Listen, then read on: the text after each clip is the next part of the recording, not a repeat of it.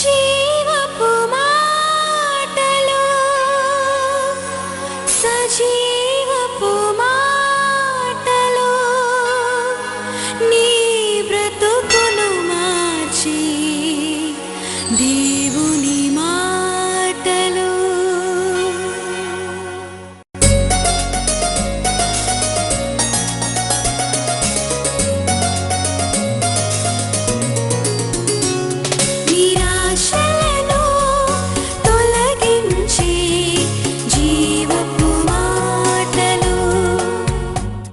హృదయ పరీక్ష అనే శీర్షికలో నీ నమ్మిక ఎవరి యందు, వేర్ ఈజ్ యువర్ ట్రస్ట్ అనే ఒక స్వయం పరీక్ష. హృదయాన్ని మనం పరిశోధిస్తున్నాం దేవుని వాక్యంలో. వాక్యాన్ని చూస్తూ వాక్యాన్ని ఆధారం చేసుకుంటూ మన హృదయ పరిస్థితిని మనం చూసుకుంటున్నాం, పరీక్షిస్తున్నాం. Where is your trust? ఈరోజు నీ నమ్మిక ఎక్కడుంది? నువ్వు ఎవరిని ఆనుకుంటున్నావు? దేనిని నువ్వు ఆశ్రయిస్తున్నావు? మరి వాక్యము ఏమని మనకు బోధిస్తుంది? పరిశుద్ధ గ్రంథం సెలవిస్తుంది, దేవుడే యుగ యుగములకు ఆశ్రయ దుర్గమై ఉన్నాడు. దేవుని నమ్ముకోవాలని మనకు తెలుసు. మనుషుల సహాయము వ్యర్థమని తెలుసు. మనుషులను నమ్ముకున్నట కంటే యెహోవాను ఆశ్రయించుట మేలు. రాజులను నమ్ముకున్నట కంటే యెహోవాను ఆశ్రయించడం. ఇవన్నీ మనం విన్న వాక్యాలే. కానీ ఈరోజు ఒకసారి దేవుడు మనల్ని కుదిపి చూస్తున్నాడు అన్నమాట. నిజంగా దేవుని నమ్ముతున్నావా? ఆయన రోషము గల దేవుడు. ఆయన మీద ఉండాలి నీ ధ్యాస, నీ ప్రార్థన ఆయన వైపు ఉండాలి, నీ చేతులు ఎత్తడం ఆయన వైపు ఉండాలి, నువ్వు ఆనుకోవడం ఆయన మీద ఉండాలి. నువ్వు అది వదిలిపెట్టి ఇంకో తట్టు తిరిగి, నీ సొంత ఆలోచనల తట్టు తిరిగి, నువ్వు మంత్రక్రియలు లేక ఇలాంటి చీకటి శక్తులను ఆధారం చేసుకున్నావంటే తప్పకుండా నీకు ఆశీర్వాదం కాదు, దానికి బదులుగా నీకేమొస్తుంది? శిక్ష, శాపం వస్తుంది. ఎందుకంటే యేసుప్రభు అంతగా తన ప్రాణం మన కొరకు క్రయధనంగా ఇచ్చినాడు. సిలువలో నీకు దొరకందంటూ ఏ భాగ్యము లేదు. విస్తారమైన ఆశీర్వాదాలు. నాకు ఎప్పుడు యేసుప్రభు ఒక చెయ్యి అటు ఒక చెయ్యి ఇటు బలమైన మేకులతో ఆ సిలువకు కొట్టినారంటే నాకైతే ఆత్మీయ అర్థం ఏంటంటే, నీకు చాలినంత ఆహారం నాలో ఉన్నది, నీకు చాలినంత ఆశీర్వాదం నాలో ఉన్నది, నీకు చాలినంత మేళ్ళు నాలోనే ఉన్నాయి. దేవునికి స్తోత్రం. హల్లెలూయా, హల్లెలూయా. నువ్వు ఈరోజు ఎవరిని ఆనుకుంటున్నావు? దేని మీద ఉన్నది నీ ఆశ్రయం? 40 రోజులు సిలువను ధ్యానిస్తున్నావు. ఇంకా నువ్వు మనుషులను ఆశ్రయిస్తున్నావా? మంత్రశక్తుల తట్టు తిరుగుతున్నావా? ఎవరో నిన్ను ఉద్ధరిస్తారని ఎవరి మీద నువ్వు ఆశలు పెట్టుకున్నావా? నీ కొరకు ప్రాణం పెట్టిన ప్రభువు చాలిన వాడని చెప్పడానికే నేను ఇక్కడ నిలబడినాను. దేవునికి స్తోత్రం. ద్వితీయోపదేశకాండం 18:10 నుండి 12 వచనాలు నేను చదువుతున్నాను. ఈ ప్రజలు దేవుడు అనుగ్రహించే ప్రతి మేలును అనుభవించినారు. దేవుడు వారి ముందుండి నడిపించినాడు. God walk before them. ఈ ప్రజలను అంతగా దీవించినాడు, ఆశీర్వదించినాడు, తోడుండినాడు, వారి అవసరతలన్నీ తీర్చినాడు. కానీ ఎంత కృతజ్ఞత లేని ప్రజలంటే ఇక్కడ చూడండి, ద్వితీయోపదేశకాండం 18:10 నుండి, తన కుమారునైనను తన కుమార్తెనైనను అగ్నిగుండము దాటించు వారినైనను శకునము చెప్పు సోదెగానినైనను మేఘ శకునములు గాని సర్ప శకునములు గాని చెప్పువానినైనను చిల్లంగి వానినైనను మాంత్రికునైనను ఇంద్రజాలకునైనను కర్ణపిశాచి నడుగు వానినైనను దయ్యముల యుద్ధ విచారణ చేయువానినైనను మీ మధ్య ఉండకూడదు. దేవుడు సెలవిస్తున్నాడు. ఎందుకంటే తప్పకుండా దేవుని శాపము అట్టి వారి మీదకి వస్తుందని మనము గ్రహించాలి. అంటే సిలువలో నీకు పాప విడుదల ఉంది, రోగ నివారణ ఉంది, శాపము నుండి విమోచన ఉంది. అంటే యేసు ప్రభు అంతగా మరి నీ కార్యము సంపూర్ణము చేసినాడు. అంటే ఏ దానికైనా నువ్వు సిలువను ఆశ్రయించాలి. నిదానించి సిలువ తట్టు నువ్వు చూడాలి. నీ రోగానికి పరిహారం, నీ శాపానికి పరిహారం, నీ కట్లు తెంపబడాలంటే సిలువ తట్టు చూడాలి. చాలామంది కట్లు కట్టుకొని వస్తారు. ఇక్కడ మంత్రాలు తంత్రాలు అన్నీ కట్టుకొని వచ్చి ప్రార్థన చేయమంటే మొట్టమొదటి నేను కత్తెరతో నీ కట్లు తెంపినాకనే ప్రార్థన చేస్తాను. ఎందుకంటే ఇవి పెట్టుకొని నేను ప్రార్థన చేయను. ఎందుకంటే దేవుడు మన కట్లన్నీ కూడా తెంపడానికే ఈ లోకానికి వచ్చినాడు. చేతులు ఎత్తి దేవుని స్తుతిద్దాం. హల్లెలూయా. కనుక మరి నీవు ఈరోజు దేని మీద ఆశ పెట్టుకున్నావు? ఎవరిని ఆనుకున్నావు? ప్రభు నీతో మాట్లాడుతున్నాడు. శకునం వెతుకుతారు. ఈరోజు మంచి రోజా చెడ్డ రోజా? అయ్యో సిలువలో నీ కొరకు బలి అయిన యేసు ప్రభు అంటున్నాడు, ఇది యెహోవా ఏర్పాటు చేసిన దినం. ప్రభు నీ కొరకు రక్తం గార్చినాడు, ప్రాణాన్ని ఇచ్చినాడు. ప్రతిరోజు నీకు మంచి రోజు అని నీకు విశ్వాసం ఉండాలి. అనుమానం కలిగి ఉండకూడదు. నీతిమంతుల విశ్వాసం మూలమున బ్రతుకుతున్నాను. ఈరోజు ఇంటి నుండి అడుగు పెడుతున్నాను, ఏమవుతుందో, ఏ యాక్సిడెంట్ అవుతుందో, చస్తానో బ్రతుకుతానో కాదు, నేను చావను సజీవుడనై దేవుని క్రియలను వివరిస్తానని విశ్వాసం ఉండాలి. దేవునికి స్తోత్రం. కొందరు క్రైస్తవులు కూడా వాస్తు అంటున్నారు. 40 రోజులు సిలువ ధ్యానంలో ఎంత అద్భుతమైన సిలువ సందేశాలు మీరు విన్నారు. ఇంకా వాస్తు అనొద్దు. వాస్తు దోషం కాదు, నీకు క్రీస్తు దోషము ఉన్నది. క్రీస్తు లేని దోషం, క్రీస్తు లేడు, అంతకంటే దోషము మరేది లేదు. వాస్తు ఉన్న దగ్గర అంతా కూడా నువ్వు క్రీస్తు అనాలి. దేవునికి స్తోత్రం. ఇంకా అనుమానం ఉండకూడదు. మనకు పేరు ఉంది కదా, మనం ఏమి పేరు, మనకు ఏమి లేబుల్ ఉంది? విశ్వాసులు. You're called believers. అంటే విశ్వాసులు అంటే యేసు ప్రభు యొక్క మరి రాకడేందు మనం విశ్వసిస్తున్నాం. ఆయన పాపులను మరి వారి పాపుల నుండి విడిపించడానికే క్రీస్తు యేసు లోకానికి వచ్చినాడని నమ్ముతున్నాం. తన ప్రాణాన్ని క్రయధనంగా ఇచ్చినాడని నమ్ముతున్నాం. 3వ రోజు తిరిగి లేచినాడని నమ్ముతున్నాం. పునరుద్ధానం యందు మనకు విశ్వాసం ఉంది. పునరుద్ధానం బలాన్ని మనము ఆశ్రయిస్తున్నాం. తిరిగి రానై ఉన్నాడని కూడా నమ్ముతున్నాం. దేవునికి స్తోత్రం. హల్లెలూయా. కాబట్టి ఈరోజు మరి చీకటి కాదు నువ్వు ఆశ్రయించాల్సింది. ఇవన్నీ చీకటి. ఇప్పుడు మనం చదివినాం కదా, శకునగాండ్రు, సోదెగాండ్రు, మంత్రశక్తులు. ఆయన వచ్చినాడు ఆ పెట్టబట్టుకొని, ఆ పంజరంలో చిలుక. పంజరంలో చిలుక చెప్తుందా నీ భవిష్యత్తు? పరిశుద్ధ గ్రంథం ఒక పేరుంది. Bible is called the news paper of tomorrow. దేవునికి స్తోత్రం. రేపటి వార్తాపత్రిక ఏంటంటే పరిశుద్ధ గ్రంథం. ఇది రేపు నీకేం సంభవిస్తుందో చెప్తుంది. భవిష్యత్తులో నీకేమి రానే ఉన్నదో నీకు చెప్తుంది. పాపం చేస్తే నువ్వు ఎలాంటి కీడు అనుభవిస్తావో ముందే నీకు చెప్పేస్తుంది. దేవునికి స్తోత్రం. హల్లెలూయా. ఇలాంటి చిల్లర పనులు చేయకుండా దృఢమైన మరి మార్గంలోకి, సరి అయిన మార్గంలోకి మనం వెళ్ళాలి. ఈ సిలువ ధ్యాన దినాల్లో మరి దేవుని ప్రణాళిక మన పట్ల, సిలువను మనం ధ్యానించి సిలువ శక్తి మనం పొందుకుంటున్నామని మర్చిపోకూడదు. ఈరోజు నీ ఆశ్రయం ఎక్కడుందని హృదయ పరీక్ష అనే శీర్షికలో మనము ధ్యానిస్తున్నాము. దేవునికి స్తోత్రం. మనుషులను నమ్ముకోవడం, మంత్రాలను ఆశ్రయించడం, చీకటి శక్తులను ఆశ్రయించడం, ఇవన్నీ వదిలిపెట్టాలి. విశ్వాసి అని పేరు మాత్రం సరిపోదు. నీ ప్రవర్తన మరి దేవుని నామానికి అవమానము తేకూడదు. అన్యజనులు నిన్ను చూసి దేవుణ్ణి మహిమపరచాలి. ఈరోజు వాక్యం ద్వారా మనం నేర్చుకుంటున్నాము, నువ్వు దేవుణ్ణి ఆశ్రయించాలి. In God you trust. పాశ్చాత్య దేశంలో కరెన్సీ నోట్ల మీద మరి వారు జెండాల మీద కూడా ఎగరేస్తారు, పెద్ద పెద్ద గవర్నమెంట్ బిల్డింగ్స్ మీద రాసి పెడతారట, ఇన్ గాడ్ వి ట్రస్ట్. దేవునిలో నేను ఆశ్రయిస్తున్నాను. బా, అంత మంచిది. కనుక ఈ దినాల్లో మనం నేర్చుకోవాల్సిన గొప్ప పాఠం ఏంటంటే, నువ్వు దేవుని వెతకాలి, ఆయన సన్నిధిని వెతకాలి, ఆయన బలాన్ని వెతకాలి. నీకు ఆయన సన్నిధిలో దొరకందంటూ ఏమీ లేదు కదా. ఘనత, ప్రభావములు ఆయన సన్నిధిలో ఉన్నది. బలము, సౌందర్యము ఆయన సన్నిధిలో ఉన్నది. దేవునికి స్తోత్రం. ఈ దినాల్లో మరి భయంకరమైన దినాల్లో మనం ఉన్నాం. ఏ రోగం ఎప్పుడొచ్చి నీకు వాటిల్తుందో తెలియదు, ఏ ముప్పు నీకు వస్తుందో తెలియదు. నువ్వు బయటికి వెళ్తున్నావు, తిరిగి సురక్షితంగా ఇల్లు చేరుకుంటావో తెలియదు. యెరూషలేము చుట్టూ పర్వతములు ఉన్నట్టు ఇది మొదలుకొని యెహోవా తన జనుల చుట్టూ ఉంటాడంట. దేవునికి స్తోత్రం. అందుకే నువ్వు ఒక దృఢమైన తీర్మానం తీసుకోవాలి. 2 తలంపుల మధ్యలో ఎప్పుడు తడబడదు. నీ గురి ఒకటే ఉండాలి, నీ గమ్యం ఒకటే ఉండాలి. పౌలు భక్తుడు హెబ్రీ 12లో అంటాడు కదా, నా గురి ఒకటే, నేను గురి యుద్ధకే నేను పరిగెత్తున్నాను. విశ్వాసమున కర్తయు దాన్ని కొనసాగించువాడైనా యేసు వైపే నేను చూస్తున్నానని సెలవిస్తున్నాడు. దేవునికి స్తోత్రం. కనుక ఈరోజు నీకేదైనా బాధ ఉంటే నువ్వు దేవుణ్ణి నమ్ముకోవాలి, దేవుణ్ణి ఆశ్రయించాలి. చాలాసార్లు మనం నమ్ముకున్న వాళ్ళు మనల్ని చాలా నిరాశపరుస్తారు. You will face discouragement in this world when you depend on man. నువ్వు చాలా నమ్ముకుంటావు, నీ గుండెలో ఉన్నవన్నీ పంచుకుంటావు, తర్వాత తెలుస్తుంది నువ్వు చెప్పినవన్నీ కూడా ఊరంతా వారు చాటించేసినారని. ఎంత బాధ కలుగుతుంది కదా. కనుక మనుషుల సహాయము వ్యర్థమని వాక్యము సెలవిస్తుంది. కనుక నువ్వు అనుకోకూడదు ఈరోజు నువ్వు అనుకున్న వ్యక్తులన్నీ అందరూ నీకు సదాకాలం తోడుంటారని. మరణం వరకు మనకు సదాకాలము తోడుగా ఉండేది ఎవరు? దేవుడే. ఈ దేవుడు మనకు సదాకాలము తోడై ఉన్నాడు. మరణము వరకు మనలను నడిపిస్తాడు. చప్పట్లు కొట్టి దేవుని స్తుతించు. హల్లెలూయా. నీ జీవితంలో ఎంతమందిని ఆనుకున్నావు, ఎంతోమందిని ఆశ్రయించినావు, వారు ఈరోజు లేరు, పత్తా లేదు, జాడా లేదు, నిన్ను వదిలిపెట్టినారు. నీ కష్టకాలం వచ్చినప్పుడు వారు నిన్ను వదిలేసినారు.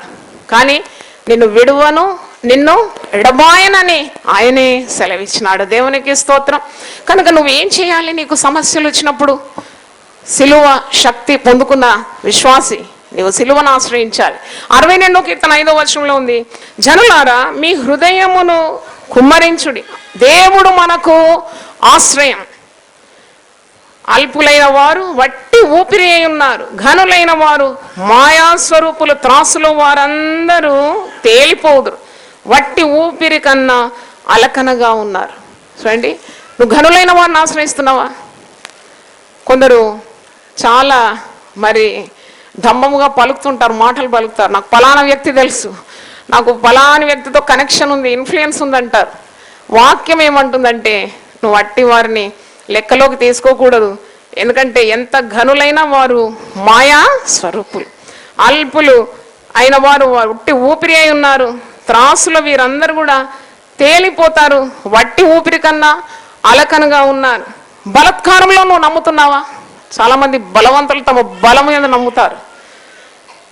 కొందరు తమ శౌర్యాన్ని బట్టి అతిశయిస్తారట, కొందరు తమకున్న ధనాన్ని నమ్ముకుంటారట, పాడైపోతారు. చాలా మందిని మనం చూస్తాం, ధనాన్ని నమ్ముకున్న వారు ఏమైనారు? పాడైపోయినారు. నీ ధనము, నీ బలము, నీ శౌర్యము, నీకున్న బలత్కార స్వభావంలో కాదు నువ్వు ఆశ్రయించాల్సింది. మరి నువ్వు నమ్ముకోవాల్సింది కేవలము దేవుడని ఈరోజు నేను చాటిస్తున్నాను. 62:10 చూడండి, బలత్కారమును బట్టి నమ్మిక ఎంచుకుడి, దోచుకొనుడి చేత గర్వపడకుడి, ధనము హెచ్చినను దానిని లక్ష్య పెట్టుకుడి. చాలా మంది దేవుని కంటే ధనాన్ని ఎక్కువ ప్రేమిస్తారు. నేను చాలా మందిలో చూసి చాలా వింతపోతున్నాను. ఇంత గొప్ప దేవుడు, చాలిన దేవుడు, ప్రతి అక్కర తీర్చే దేవుడు, ప్రతి అవసరత తీర్చే దేవుడు ఉండగా ఇంకా నీ దృష్టి ఎందుకు ధనం మీదకి వెళ్ళాలి? ధనము ఒకవేళ హెచ్చినా కానీ దాని మీద నువ్వు లక్ష్యము పెట్టద్దంట. ఎవరి మీద లక్ష్యం పెట్టాలి? దేవుని మీద లక్ష్యం పెట్టాలి. ప్రభువా, మనుషులకు అందరికీ వారి వారి క్రియల చొప్పున నీవే ప్రతిఫలం ఇచ్చినావు కాగా కృప చూపుటయు నీదే. దేవుని కృప మనకు కావాలని ఇర్మియా భక్తుడు కూడా అంటున్నాడు. ఇర్మియా 17, నీవు దేవుని యందు ఆశ్రయము నిలపాలి. నీకున్న కలిగిన వాటి యందు కాదు, నీ యొక్క లక్ష్యము నువ్వు దేవుని యందు ఆశ్రయించాలి. ఇర్మియా 17:7 నుండి కొన్ని వచనాలు నేను చదువుతున్నాను. Book of Jeremiah 17th chapter 7 onwards. యెహోవాను నమ్ముకున్న వాడు ధన్యుడు. నాతో కలిసి పలకండి, యెహోవాను నమ్ముకున్న వాడు ధన్యుడు.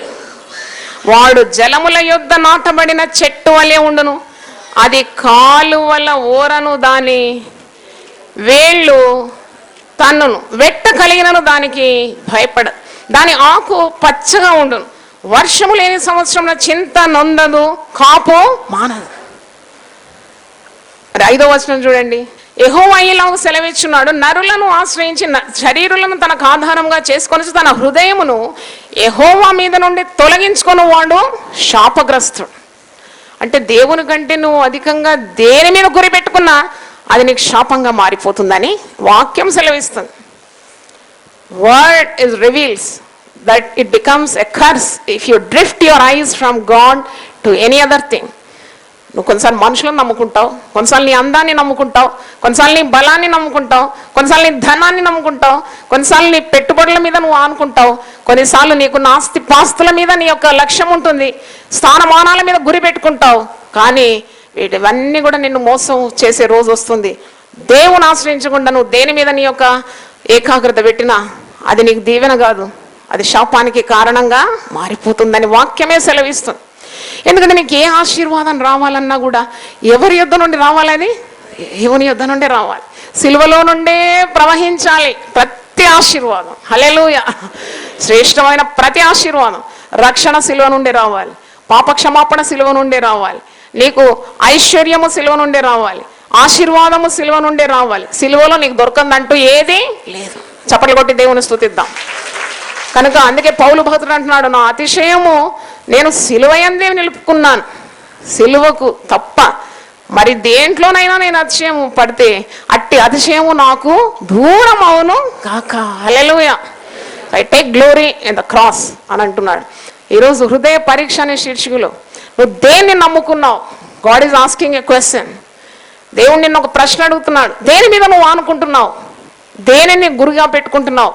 దేనిని నువ్వు ఆశ్రయిస్తున్నావు, దేని మీద నీ నమ్మిక కలిగి ఉన్నావు. కనుక ఈరోజు వాక్యం నుండి మనకు దేవుడు జ్ఞాపకం చేస్తున్నాడు, నరులను ఆశ్రయించి శరీరులను నీకు ఆధారంగా చేసుకుంటే, దేవుని మీద నుండి నీ దృష్టి తొలగించుకుంటే నీకు శాపం కలుగుతుంది. 6వ వచనం చూడండి, అట్టివాడు ఎడారిలోని అరుహ వృక్షం వలె ఉండు, మేలు వచ్చినప్పుడు అది వానికి కనబడదు. వాడు అడవిలో కాలిన నేల యందు నిర్జనమైన చవిటి భూమి యందు నివసించు. యెహోవాను నమ్ముకుని వాడు ధన్యుడు. హల్లెలూయా. ఎవరికి యాకోబు దేవుడు సహాయుడగునో, ఎవడు దేవుడైన యెహోవా మీద ఆశ పెట్టుకొనునో ఆ నరుడు ధన్యుడు. హల్లెలూయా. నిన్న ఒక మంచి సాక్ష్యం నేను విన్నాను.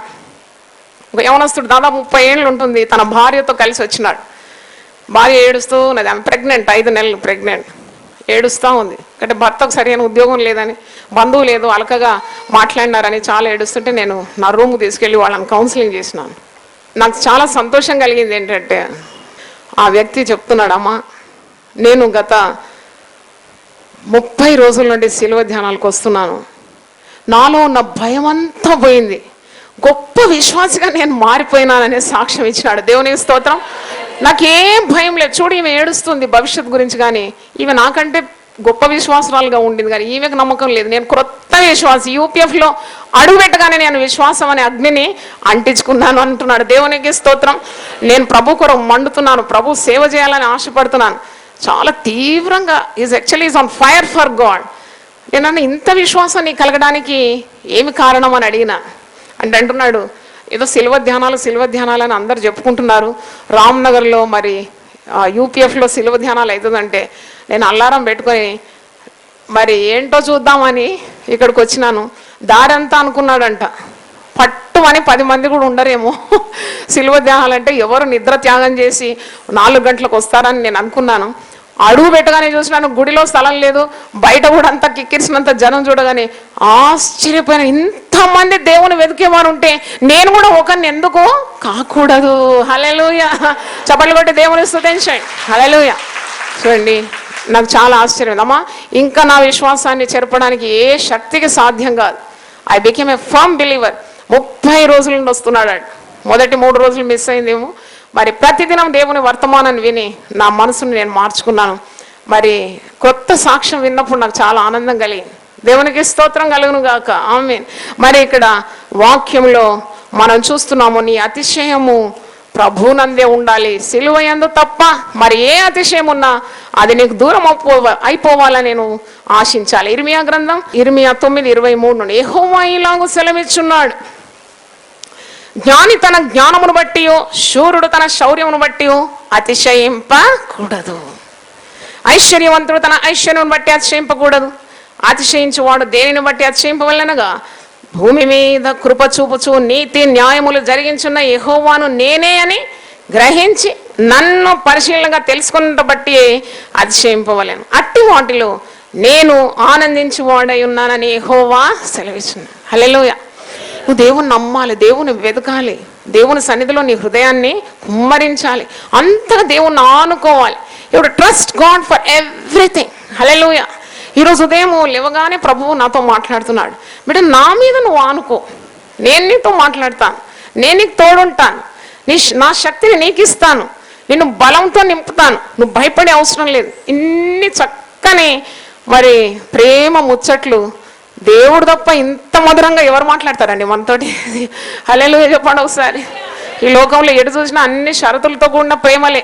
నువ్వు ఇది చేస్తే నేను అది చేస్తా, నువ్వు అది చేస్తే నేను ప్రేమిస్తా, నువ్వు ప్రేమిస్తావా లేకుంటే నిన్ను చంపేస్తా, ఇలాంటి మాటలే వింటున్నాం. కానీ అయోగ్యులము, అపాత్రులము, దేనికి పనికి వచ్చేవారం కాము, అయినా కానీ ప్రభు మనల్ని ఏం చేస్తున్నాడు? జ్ఞాపకం చేసుకుంటున్నాడు. దేవునికి స్తోత్రం. నేనున్నాను, నువ్వు భయపడొద్దు అంటున్నాడు. నిన్ని సమస్యలకు పరిష్కారం అంటున్నాడు.